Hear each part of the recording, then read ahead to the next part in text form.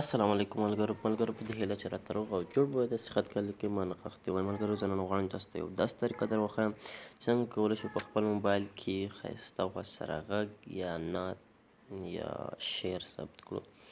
نو ملګرو راځئ چې ویډیو شروع کړو. تر ویډیو شروع کولو مخکې کوم زموږ چینل سبسکرایب کړی نه وي سبسکرایب کړئ او هر طرف خوا کې د بیل آیکن پریس کړئ. راځئ ملګرو چې ویډیو شروع کړو.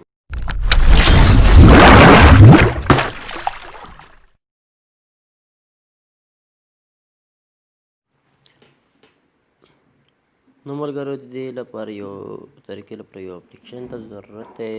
اوس زه ځم Hey there, subscribe to my channel and also press this bell icon. دلته لینک اچولی دی. دغه دی ملګرو اپلیکیشن راغی دی. اوس تاسو یې د پلی سټور څخه ډاونلوډ کړئ. ما تاسو ته د ډسکرپشن کې لینک اچولی دی. تاسو کولی شئ د هغه ځای څخه یې په اسانۍ سره ډاونلوډ کړئ. نو ملګرو زه دا اوس انسټالوم. لږ صبر ورته کوو چې اپلیکیشن انسټال شي.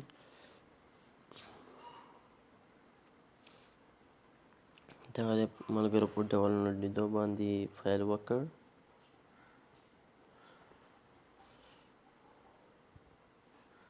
وړوکی اپلیکیشن دی 2.6 MB اپلیکیشن دی او 1,000,000 خلکو له پلی سټور څخه ډاونلوډ کړی دی.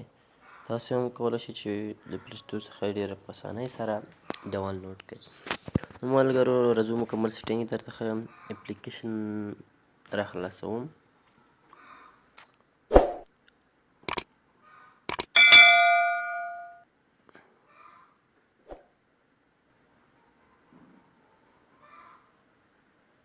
لږ صبر ورته کوو. ملګرو دلته په دې اکسپټ باندې کلیک کوم. په دې باندې اکسپټ باندې چې کلیک وکړم دلته ملګرو تاسو څه کوئ، دغه یو تور اپشن چې دی دا اپشن به د دریم اپشن ته راولئ. دریم اپشن ته به دا راولئ. دا دریم ته شو. نو ملګرو دلته د لاندې چې راشئ دلته به د دوی لیکې درته راشي. په دې کې به دې ځای ته ورسوئ او د یو به سر ته ورسوئ. نو ملګرو په دې لاندې اپشن باندې به بس کلیک وکړئ. تاسو غږ چې ثبتوئ دا اپشن باندې به کلیک وکړئ چې تاسو غږ ثبتوئ. نو ملګرو ما د سکرین ریکارډر کړی دی غږ نه ثبتوي. نو تاسو کولی شئ چې ډېر په اسانۍ سره دلته ښایسته اواز سره شعر، نعت او سندره دلته ثبت کړئ په خپل موبایل کې. ډېر زبردست اپلیکیشن دی.